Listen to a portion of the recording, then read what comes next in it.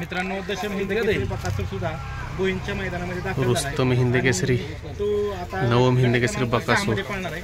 पळाय निघाला बघा मित्रांनो गट क्रमांक 10 मध्ये। त्या वासराचा फायनल झालेला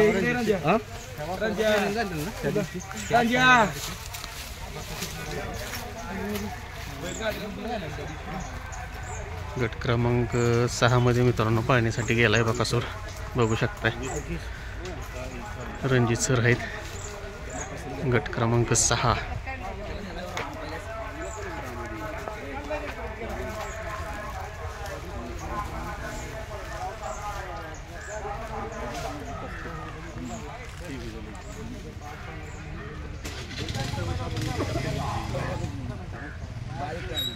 बकासूर पळाय गेलाय मित्रांनो गट क्रमांक 6 मध्ये।